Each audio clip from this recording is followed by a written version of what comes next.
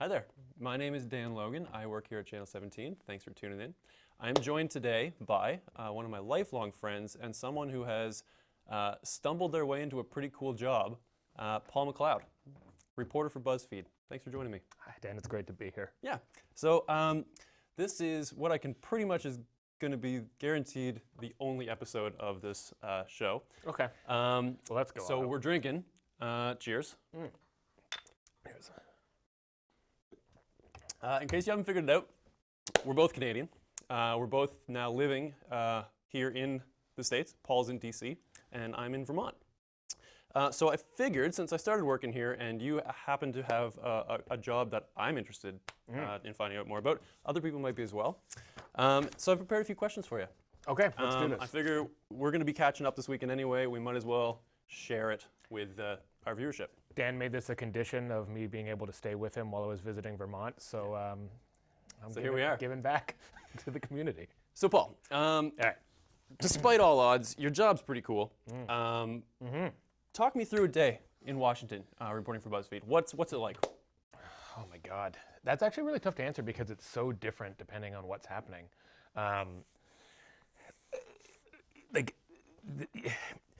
The cycle of news, which would normally be, all right, there's an issue of the day, and then we're going to spend a few days kind of unpacking that and kind of like exhausting it, and then something else will develop. That has been thrown out the window now with Trump, where essentially it's kind of at this fever pitch all the time. You've got things that sometimes 2 or 3 stories throughout a day that will come out that normally would be like the story of the month, and you don't even have time to pay attention to them because there's just something around the corner immediately afterwards. I mean, he's always one tweet away from just people setting their hair on fire. We'll be talking about healthcare one day, and then suddenly he'll start, tweeting at the leader of North Korea, and everyone's like, okay. Is this a day that ends in nuclear war, or where are we going here? So the answer is there's no day-to-day. There's no day-to-day. It's totally crazy. I mean, usually I spend a lot of time on Congress trying to talk to people, track down senators, figure out what's going on either in legislation or what's going to happen. We're both Canadian, so we're used to a much more calm system where first of all, they actually passed legislation in the Parliament in Canada. It doesn't happen as much here. And, I'm used to, you introduce a bill, and then that bill goes before committee study, and then it gets debated, and then it either fails or it passes. And in the States, it's just not like that at all. It comes out of nowhere. You've got all of these competing issues that are battling, and then it's basically all decided behind closed doors, and then agreements are reached, and then bam, within like 48 hours from like nothing being written down to a bill being like signed by the president, it can happen that quickly. So you just can't like blink basically because shit's gonna happen. Speaking of shit happening, we have a call. Okay, great. Which is kind of nuts. So we're gonna take that. Let's see if I can figure this out. Okay. No, I don't think so. I think they might be gone. Oh.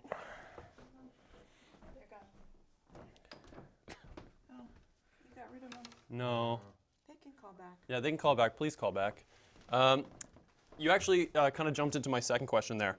I'm hoping you can reflect for a minute on the differences that you've experienced in reporting in the capital in Canada versus the capital in the States, because I imagine it's quite a far cry. It's so different. In ways that are better and worse. I mean, I will say the one thing that is way more fun about political reporting in America. So I worked in Ottawa on Parliament Hill for 5 years. Americans are way more talkative than Canadians. And it is great for being a reporter because you can go up to Democrats and Republicans and have them bash members of their own party in a way that you would never get in Canada. There's such a feeling of party unity there. Like, just as like a random example, I remember going up to a Republican congressman when I was pretty new on the Hill, and there was the Obamacare repeal debate was in full sort of the throes, and House Republicans were trying to figure out a bill, and they were all conflicted. And I saw this guy was walking into the Capitol, and he was a few steps ahead of me, so I kind of like jogged up, And I was like, oh, so-and-so, you might remember my face. I'm like Paul McLeod with Buzzfeed News. Can I ask you a little bit about, what's going on inside these meetings? And he just looked at me and he was like, sorry, what was your name again? And I like repeated, he's like, okay, yeah, sure. And then just started telling me all kinds of stuff about like who's on what side and who's fighting with who. And like this is a guy who like, it's like the second time we'd ever talked and is giving me all of this like, very frank descriptions of how his own party is divided. And that kind of stuff doesn't really happen. The flip side is in Ottawa, it's like, it's a much more functional system in government in every way. Like this, there's not biased or anything. No, but I'm not. I'm not. It's like it's much more stable, and it's much easier to like get things passed and to govern in a parliamentary system by a mile. So we're gonna try this again. Okay. Hi, can you hear me? Yes. Hi there. Who's calling? My name's Rob. Hi, Rob. How you doing? Not too bad, yourself? Not too bad at all. Do you have a question for Paul? Yes, I do. Oh, fun. Hi, Rob. All right, what do you got?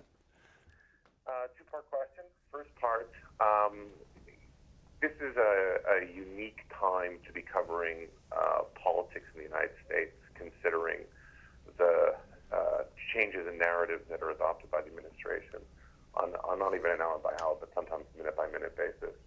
What kind of pressures does it put on a journalist to try to parse to the nature of what the actual story is, while at the same time dedicating space to addressing either misconceptions or misinformation that's been put out there, either inadvertently or intentionally?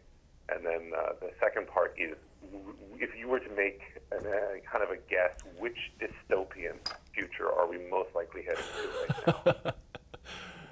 Cool. All right. Thanks, Rob. Thanks, Rob.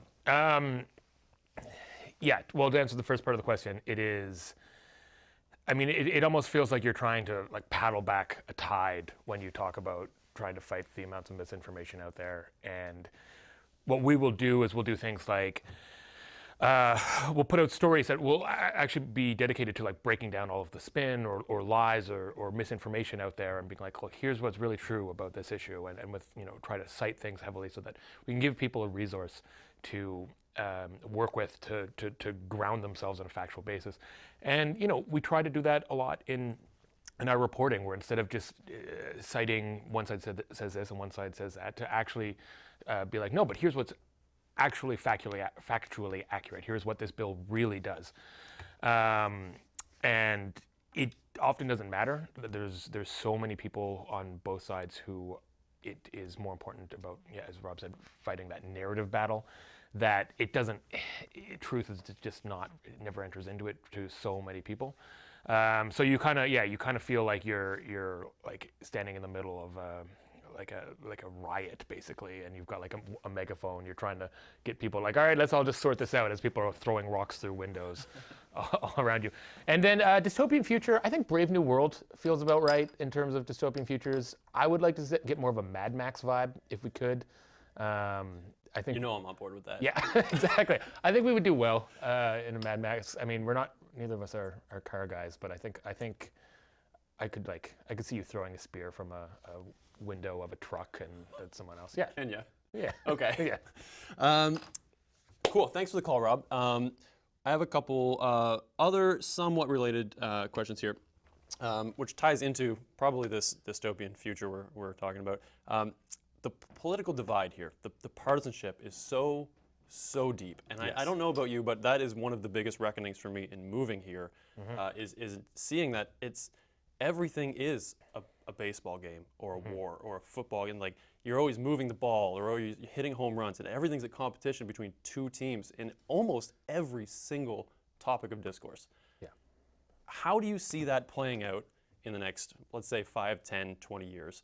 And do you see any way of repairing damages that are very clearly existent in American politics? Well, we were talking about a bit about this yesterday, I think, about how like there's not really any kind of sphere or space for nonpartisanship in the American system, because we're used to having things like a depoliticized judicial system, a governor general, who's for those who don't know, it's our head of state. It's sort of our representative for the Queen, but it's having someone who is not a political actor who's sort of like a referee. Even our speaker, there's actually even a better example. Our Speaker of the House is, even though it is an elected politician, is supposed to be a nonpartisan referee is probably a good way to put it. I mean, they're supposed to rule fairly. They're supposed to act in a nonpartisan way.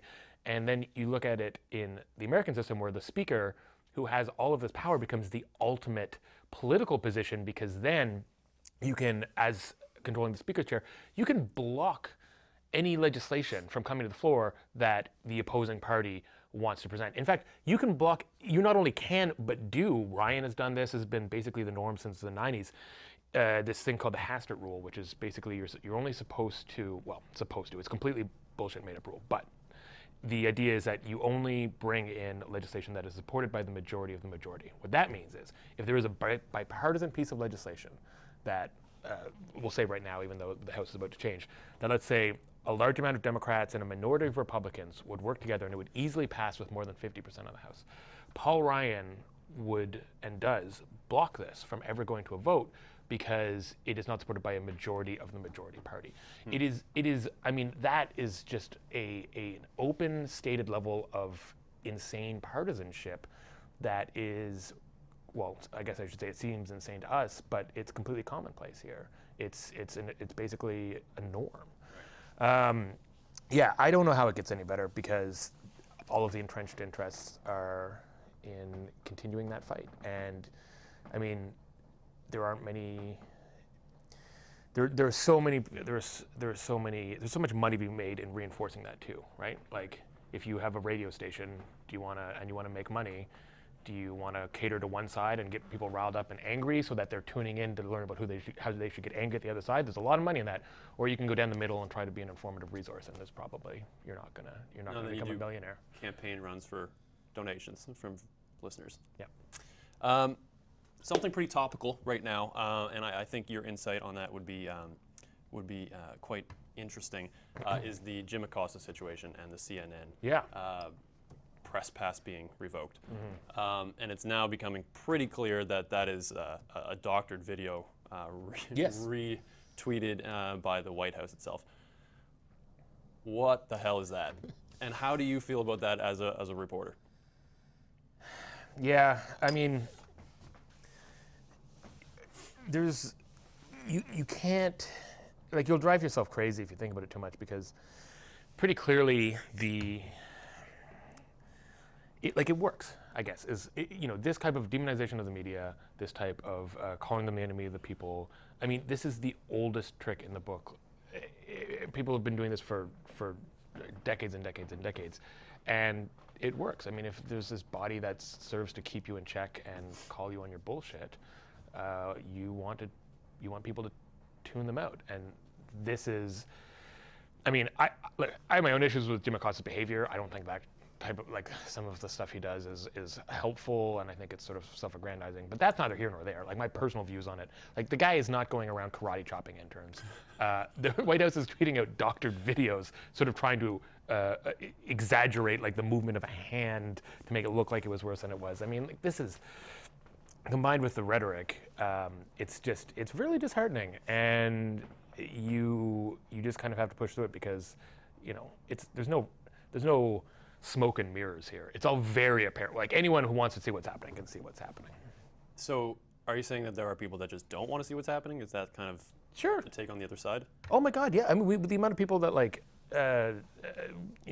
will truly believe that, CNN is taking its marching orders from George Soros. It's not even in cases malicious. Like, I've talked to people who have flat out asked me in a non-confrontational way, just sort of like, so, like, how do you guys get your stories? Do, like, politicians, like, call you up and, like, feed them to you? And and I'd be like, no, and I would kind of explain sort of how it worked. They would be genuinely just interested and surprised. People just really do, because they're told so often that the politicians are the enemy of Trump or whoever it is that's saying it. They just accept it as fact. Speaking of politicians, you have some pretty regular daily interactions with many legislators, senators. Yes. Who's your favorite? Who's my favorite? Yeah. Who do you have like great interactions with? Who brightens your day when you see them in the halls? That's a really tough one. How about this? I'll tell my story of the last time I talked to John McCain, who was always like super salty, but like reporters loved him because he just was. He was like your angry grandfather. Like I don't know. He was very likable. And at the end there, he was in a rough way. Like he had some like bandages on his face because he had some stuff. And at the very end, he broke his ankle or his leg, and he was walking around in a cast. And it was sad. You saw him. He'd be sort of hobbled around. He was still going to votes, still doing his job. I remember one time walking down a hall, and he came around the other side of this corner. And so, like, we almost walked into each other. We were just a couple feet away, and I just saw him, and he's there, and he's got the cast, and he's walking with his cane and everything. And I just said to him, like, "Oh, so I guess we're not gonna be playing soccer at lunch." And he just looked up at me, and he just got the smile. He's like, "Oh no, I'll see you out there. I'll see you on the pitch." It's like, Vietnam veteran. Like he was just like, "Oh no, I'll see you out there." He was great. We all miss him. Is there someone? Is there someone that is more or less maligned by the press corps? Is there someone who's the opposite of that? Someone who is, or maybe even a group of people? Yeah, there are a lot. So there are people that make it pretty tough to do your job, that get the information you need out of them. I think people sometimes. I was surprised when I went there that some of the perceptions I had were totally backwards. So. Especially when you look at like Trump, for example, who is very hostile towards the media, I kind of thought that would filter down, and I thought there would be a general Republicans are kind of hostile to the media, and that is not true. And in fact, some of the most like hardcore right-wing guys, I'm thinking of like the Freedom Caucus in the House, who are sort of the far right flank of the Republican caucus, are the most open and talkative and responsive to press. That they like Mark Meadows, who's the chairman of it, will stand there and take as many questions as you have for him, and they're really serious about it. Whereas on the other hand, you have people like Elizabeth Warren or and frankly, I had Bernie Sanders, a local guy. They don't talk to reporters too much when they're walking around in Congress. They've just moved on right by us.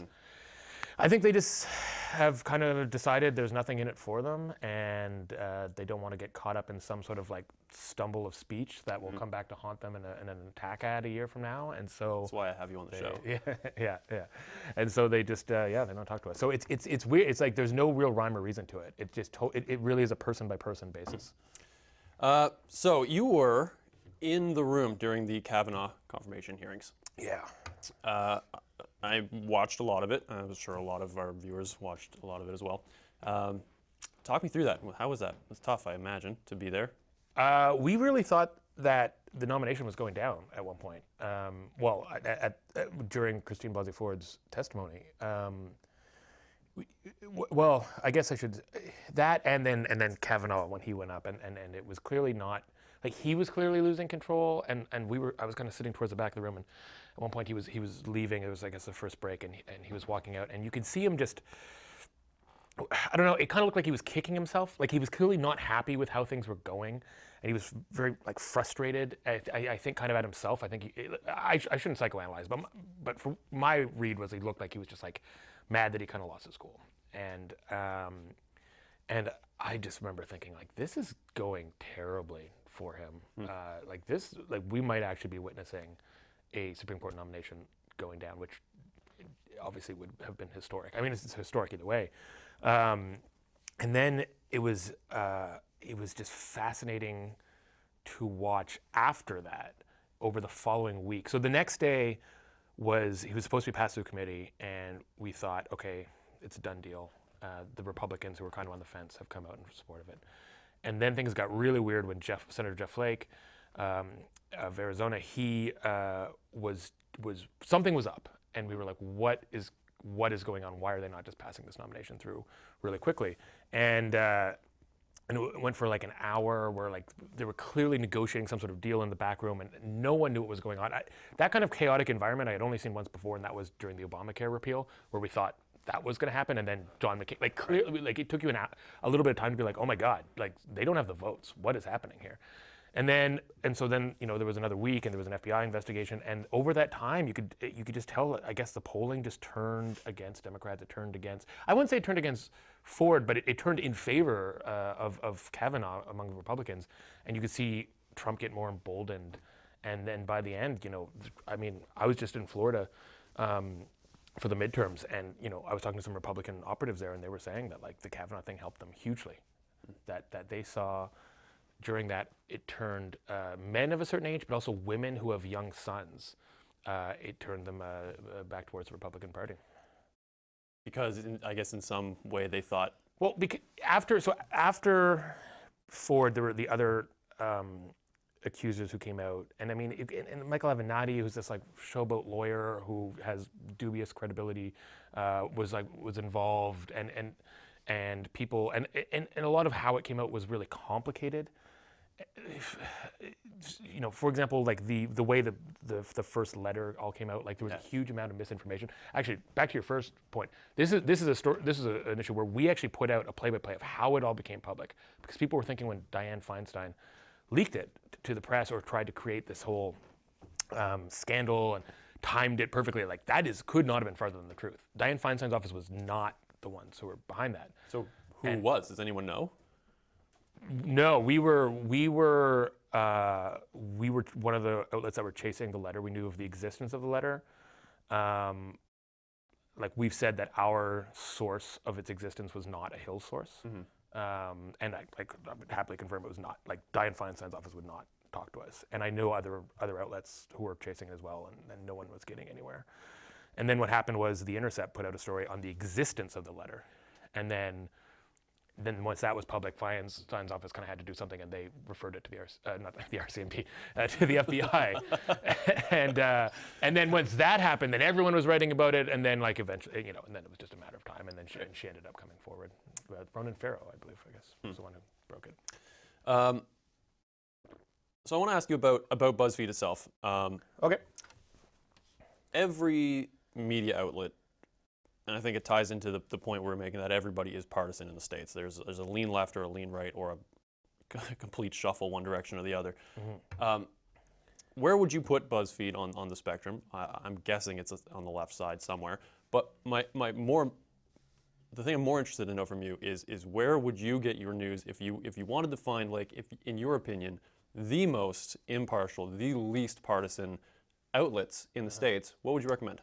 So I was actually asked the first question just a few days ago when I was down in Florida, and I would say the weird thing about BuzzFeed is that while we have some issues where we've been openly political on, gay marriage, for example, the stated position of the company at the time during that debate was we are in favor of gay marriage. We're treating this as a human rights issue. We're not treating this as two sides, everyone's opinion is equally valid kind of issue. And there've been some other things like that. But for the most part, we actually play it very straight. We take a kind of old school, I don't know, New York Times, CNN kind of impartial kind of approach. The problem with BuzzFeed is, well, I shouldn't say the problem, but the inherent thing about BuzzFeed is that we have a massive division that is not news, that people think is conflate with our news division. So sometimes things that will come out on the non-news side, which might be I don't know, some jokey thing about Obama or whatever, which we have nothing to do with, but it'll all get sort of wrapped up in that. But in terms of, I try to read a lot of sources. In terms of federal politics for where I go outside of BuzzFeed, the Washington Post and the New York Times are really good. The amount of resources that those papers have, and the deep investigations that they do, they're really incredible. I'm really happy that we have robust newspapers still. But there's a lot out there. ProPublica does great stuff for investigative reporting. I think in a lot of places, the daily paper is still a good place to go to. I say this as a newspaper person myself with a newspaper background, Sure. But no, I don't know. I'm a Post subscriber and really happy with it. Cool. I have a couple personal questions. Oh God, right. Yeah, let's do it. Take a drink. Okay. I did a little bit of digging. I don't believe that. New York Times style, I would say.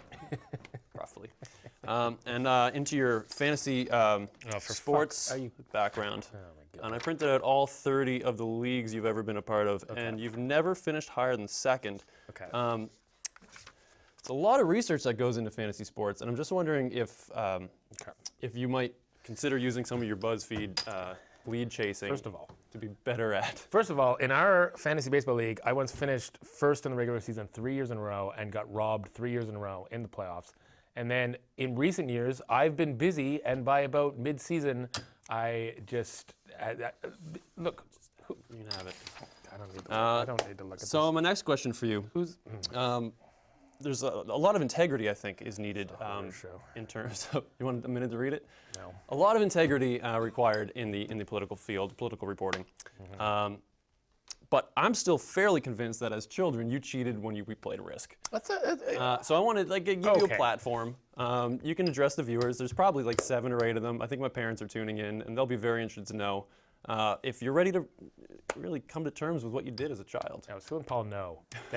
Look, I've had enough run-ins with your parents in games. They know my skill level. Look, one time Dan and I almost became not friends anymore because I beat him at a Risk game, and he insisted that I had interpreted a rule wrong, and we had to look up the. It was at Mike Landry's basement. We looked up. Read the TV. It's there. Sorry. We looked up the rules, and I was vindicated. You've never beat me at Risk. And look, you can win all the fantasy leagues you want, but when you take it outside of the internet, bring it down to the tactile realm, you can't beat me. Paul, thank you very much for joining me here today. This was great. It's good to see you. Thanks for visiting Vermont, and I hope next time you're here we can do this again. This is the best interview I've ever been a part of.